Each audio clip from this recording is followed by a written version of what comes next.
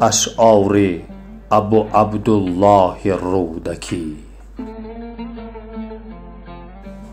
هر باد که از سوی بخارا به من آید، زو بوی گل و مشک نسیمی سمن آید. بر هر زن و هر مرد کجا بروزد آن باد، گویی مگر آن باد همه از ختن آید. نه نه زی ختن باد چنین خوش نوزد هیچ، کان باد همه از بر معشوق من آید. ای ترکی کمر بسته چنانم ز فراقت، گویند قبای تو مرا پیرهن آید.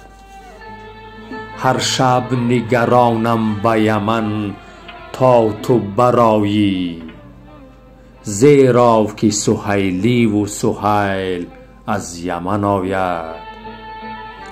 کوشم که بپوشم صنما نام تو از خلق، تا نام تو کم در دهن انجمن آید.